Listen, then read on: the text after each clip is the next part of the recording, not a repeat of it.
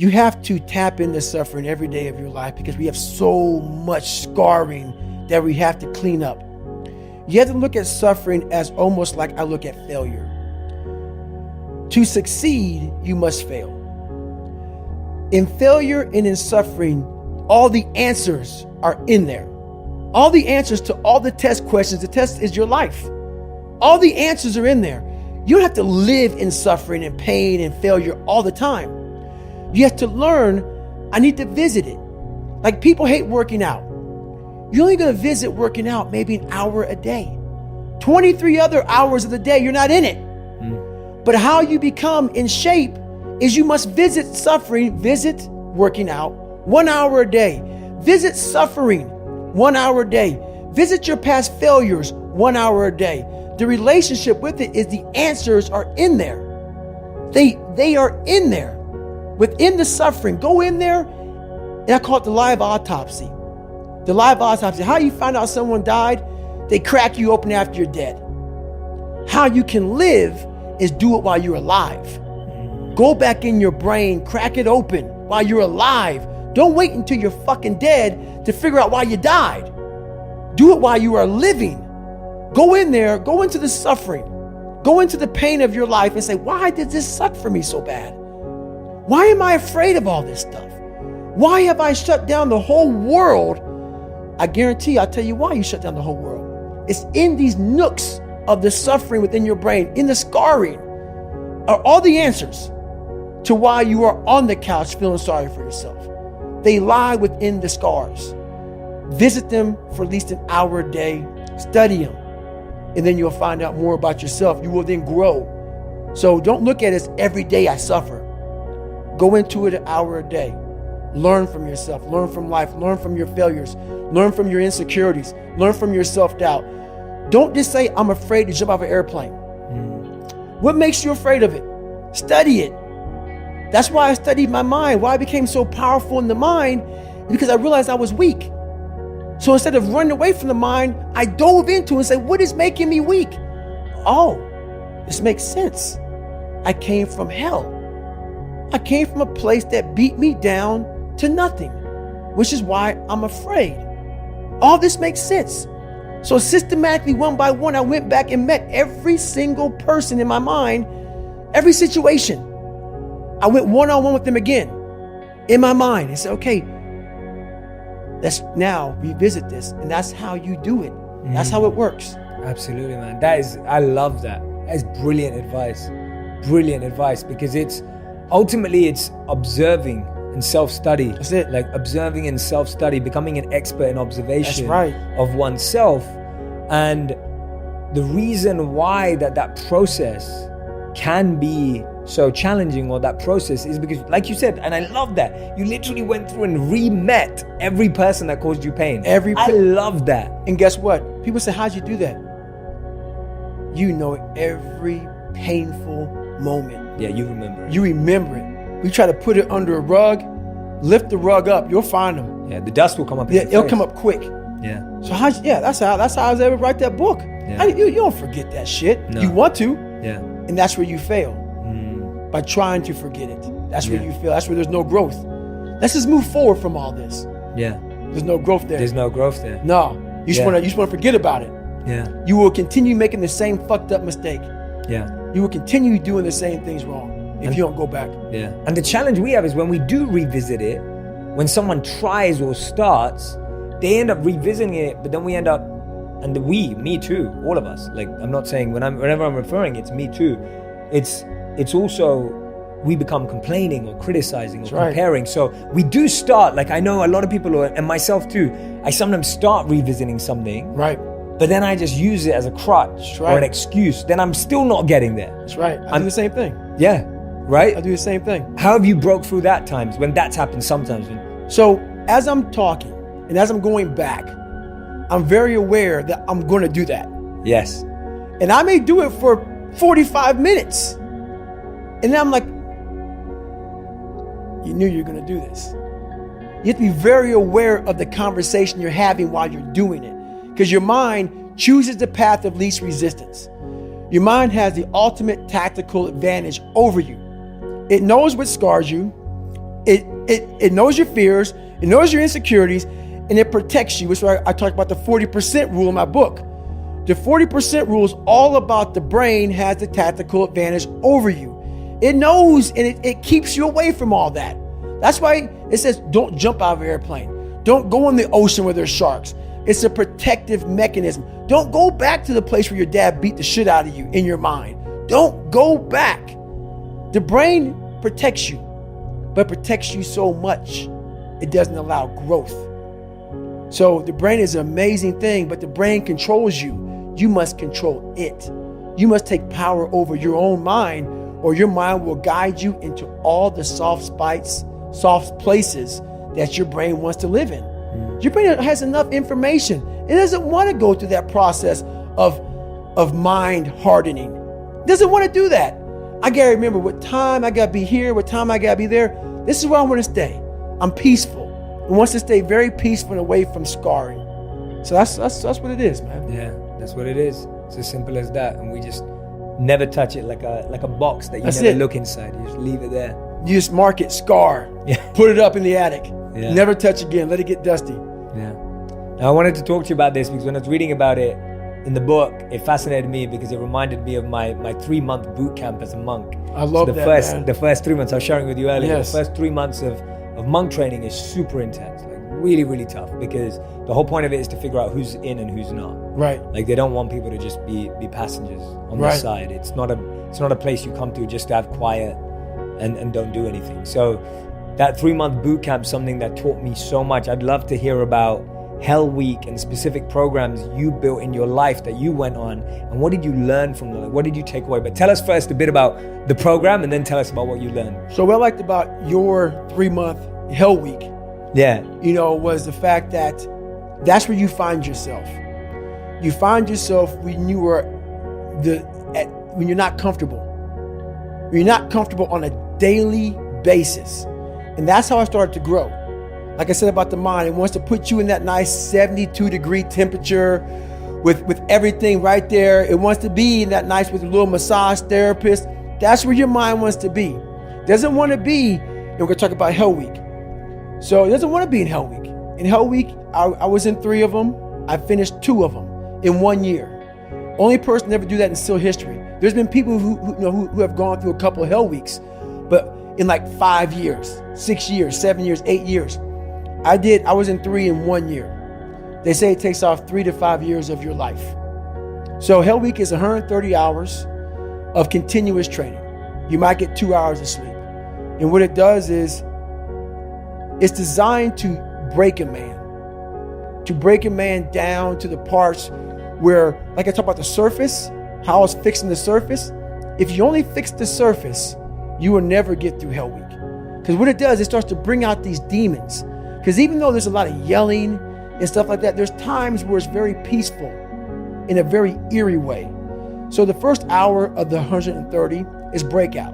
They're shooting guns, it's loud, it's noisy, your mind is in chaos. When your mind's in chaos, you can't think. So you're having fun. Yeah, this is great. Yeah, we're in Hell Week, we're Navy SEALs, or trying to be Navy SEALs, we're badasses. Then what they do, and I don't even think that they understand what they're doing, but I studied the mind. It's perfect. It's psychological warfare. They go from an hour, the first hour when you're going crazy. The second hour of the 130, they put you in the cold water. It's called surf torture. Now they don't call it surf torture because it's a kinder, gentler word. It's called surf acclimation or something like that. Whatever. Everybody's getting soft.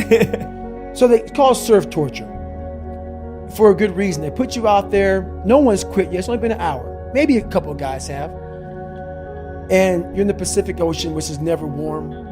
You're all linked arms. You're sitting there and the waves are crashing over you. I went through winter Hell Weeks, which is cold. The Pacific Ocean is like 50 degrees. It was 49 this particular night in my 3rd Hell Week. And what it does is it makes your mind flip out. We've been doing this now for 3 weeks, being in this water. But for some reason now, the water is colder than it's ever been. It's not. Our minds are fragile. We can process a day. It's hard to process 130 hours. There's no end. There's no end So the mind starts to ramp up. So you're sitting there, it's quiet, no one's yelling at you, you hear the ocean, and you're freezing. And your mind goes spastic, starts to think, I have another 129 hours.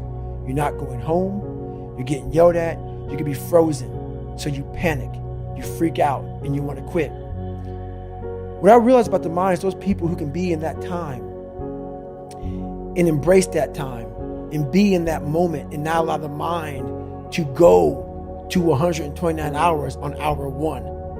It's the control that we don't have in our minds. It's the control that you had to have for 3 months when you're miserable, when you're suffering, when you're laying on the floor, when you're doing all the disciplines it takes to be a monk. You cannot think about the whole process. It will make you, it will make you so insanely crazy. It's impossible. It's inhumane what I'm about to do to myself. You have to be able to break all these big, humongous, painful things in life down to the smallest molecule, because that's all the brain can handle. The brain can't handle hours and hours and hours of suffering, but it can handle right now. I'm in the Pacific Ocean and it's very cold and this is what I'm doing. Don't think about the rest of it. So that's what I learned from Hell Week. That's what I learned from being in 3 Hell Weeks. That's what I learned from all the military. I went to Ranger School. I went to all these different schools to learn all of that, to learn how the mind processes. So I talk about theorists. I talk about practitioners. A theorist is a person who reads a book, doesn't do it, reads a book, learns about something, and then talks about it. A practitioner is myself. A practitioner is a person like me. I wanted to be an expert in the mind, a mental toughness guy, beyond mental toughness. The only way to do that, in my eyes, is to put yourself in hell. Put it in hell repeatedly. Repeatedly put yourself in hell and study how you process it. And that's how I was able to come up with all these different ways, all these different tools to slow the mind down in hell. Because the mind just speeds up. The mind wants to get out of the painful situation, the suffering. It can't process it. So that's what I realized by going through all these different processes of being in Hell Weeks. You know, it's just that. I love that, man. How That's the mind amazing. processes in hell. Were you ever scared that you would lose the processing ability to be able to coach yourself through it? Were you ever scared when you were there? I was there's some times where the mind gets overwhelmed and you cannot slow it down. But by these certain tools I developed, by not allowing your mind to get away from the moment. You have to think about the exact moment that you're in. But I saw when I was younger, the moment became too big. When it became too big, I spazzed out and I would quit. But now I don't think about even like an hour from now, I'll be eating. I don't even go there. Because then your mind, no, we must embrace this, because now you have to be a leader in this moment. It's not about you just getting through it. I had 5 guys, and 6 including me, in my boat crew. Now I was the boat crew leader. So now another trick is this: if you don't think about yourself, there's no pain, which can also lead to pain later on in your life. But in these moments when you're struggling, if you are a true leader and you're worried about your men or women beside you, your mind doesn't care how cold you are anymore. Your mind's only worried about taking care of the men and women beside you. So I started realizing, man, if I take care of these cats to my left and my right in the worst moments, my mind is no longer thinking about, you're miserable, David Goggins, get the hell out of here. You're thinking about, how is John? How is Andy? How is Sam? How is Pete? How are you guys doing? You're not thinking about me. So there's so many things you can do to get outside your own head to then allow your body to just be like, hey, we're just a machine. But you have to let your mind be able to process all these different tactics to do that. Take a different vantage point in life. When you are in the hell, you can't see the beauty of being in it when you're in it. Get on top of that mountaintop in your mind. Get on top of that mountaintop and look down on what you're doing. You can see a whole different world, and that world is beautiful. But you gotta get a different vantage point in the suck. Don't be in it. Spiritually, get out of it. Get that soul. Look down on what you're doing. Be amazed by the process of where you're at now and where you came from. Wow. I've got so many questions from that. I've got so many questions from that. Okay, let's start with you said, and I love that. So you said one of the tricks is when you stop thinking about yourself, because when there's no self, there's no pain. No pain. And you start living for your team, the people, the other people suffering. I said, I love that. Yes. Totally understand that. Servant leadership, wanting to go beyond oneself. But you pointed out something really fascinating. You said it can lead to pain later. That's right. Explain that, because I get that. And so I've had this mentality for years. It got me through a lot of hard times. You cannot use it every day of your life. That's what I was thinking. Yeah. You cannot use it. I used it as like, my God, this is the perfect, I found it. This is the trick. You don't even matter. You're just a machine. You are a machine. Like just like a lever. That's all you are, man. You're not. And in my book, I talk about what that lever starts to get rusty, starts to get crusty. It starts to I can't even think about anybody but myself. So through the process, what I started to learn was that helps a lot. And you can tap into that all the time. But you have to be able to heal yourself. You have to be able to recover yourself. It can't be something that you continue to do and do and do. There has to be a recovery process for your mind, your body, your soul, your spirit. Encompasses your whole body. So those are tactics, but those tactics must be oiled up. That lever has to be oiled again to go back in it. Absolutely, yeah. It's not emergency use, but it's used in specific moments, knowing you can go back. And it's so true that for so many people who want to serve, it becomes the default. And I made that mistake myself. When I became a monk, it was because I wanted to wake up every day and serve. That was my goal. I was like, I want to wake up every day. I want to use everything I've been given to serve humanity. I just want to serve people. I just want to give. And I was just being that. Right. And so I would go through sleepless nights. I would push myself for weeks on end to go further for other people. And it was amazing because it felt fulfilling and it helped them too. But after a while, I was broken. I lost my voice for 6 months. I was eating out of tubes for 6 months. I was writing on a whiteboard. It was just my whole life kind of crumbled. I was sleeping 14 hours a day then because my life kind of went to the other side. Yep. Because I'd worked so hard to just give. And I loved it. Mm-hmm. But in the process, I broke myself because I wasn't refueling. I wasn't renewing. That's right. Even though I was still taking, I was still meditating, I was still doing everything. Yep. I talked about that big time in my last chapter. Yeah. How it just takes me to nothing. How I'm where you were at. It's taken me 5 years of doing my meditation, my stretching, my eating right, my sleeping right. And you have to be on a constant reminder. Almost like how you put a reminder on your phone, 15 minutes, you got this. That has to be in your brain. You've done too much. Stop. And what happens in life is that we start to see our lives become so successful. We're making money. We're doing this. We're doing that. I want more. I push harder. I'm all about pushing hard. Don't get me wrong. Obviously. I'm all about it. But to push as hard as you can, you have to be mindful of the machine that's pushing. It is going to end up dying. And then it takes years to get it back. So you lose that time. That time is gone. I lost 5 years of I could be crushing it. Where now I'm just now back to crushing it, realizing, God, man, I learned the hard way. That's really sometimes the only way to learn. Yeah, sometimes, yeah. Sometimes the only way to learn. That's how I've learned the best. Yeah. How do you know those indicators? So what are those indicators to know I'm pushing too hard or I'm suffering too much? Because it's hard to know. Mm-hmm. Right? Everyone gets in the gym even once a week or whatever, and it's like if you don't go often, you can feel like you're falling apart after 10 minutes. Do me a favor. Go to the first. Go to the first page of not my fault. Go to the first 3 pages of that book. You see one sentence. Okay. To the unrelenting voice in my head that will never allow me to stop. Okay. The unrelenting voice that we all have. What happens to that voice? I'm going to answer your question. We all have a voice in our head. Some of us are very spiritual, some of us are not, but we all have this voice saying, you're doing fucked up shit. This is wrong. Don't do that. The more you don't listen to that voice, the further that voice gets away from your head. Some people call it the Holy Spirit, some people call it God, some monks, whatever you call it. It's there. We all have it. It's the right or wrong voice. But the more we don't listen to it, the more that voice goes away. And the only voice you hear is yourself. When the only voice you hear is yourself, you're wrong. There's a voice that guides you through life. When sometimes it's guiding you in a direction that you don't want to go, that's usually the right place to go. It's that uncomfortable place. So that voice is always talking to me, but we don't listen to it. I listen to it. And when I start getting anxious, nervous, like we all know when we've done too much because it's telling us, I'm getting tired, I'm wearing down.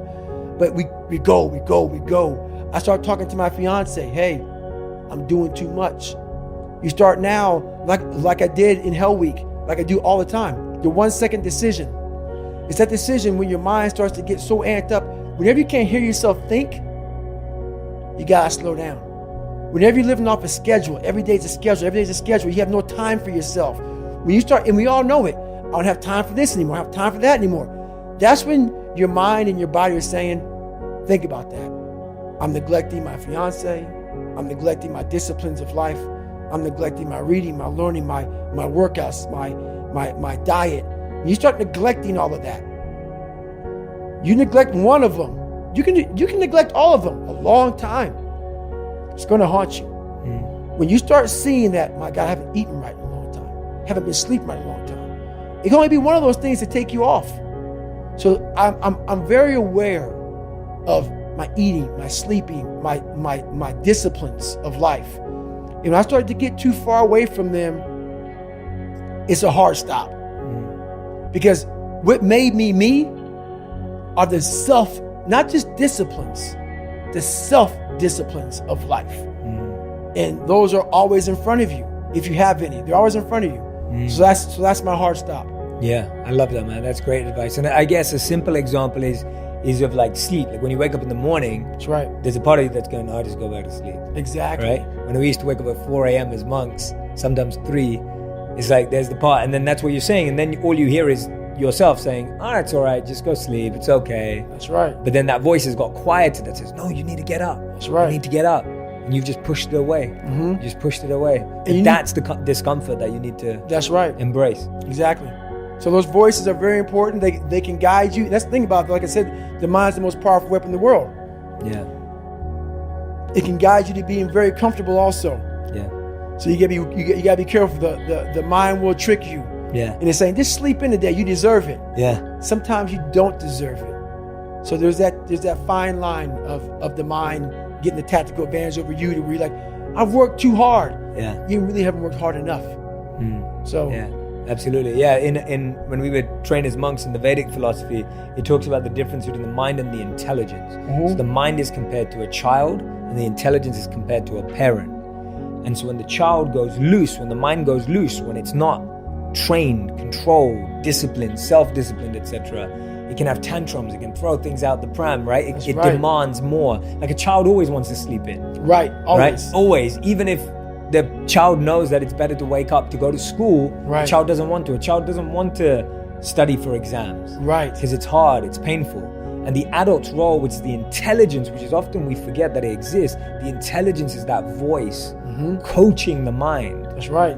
But what often happens is the intelligence just tries to shout at the mind like a bad parent. Exactly. The parent just shouts. That's 100%. No teaching, no education, no knowledge, just shouts. That is 100%. The way you explain that about the child's mind is 100% the truth.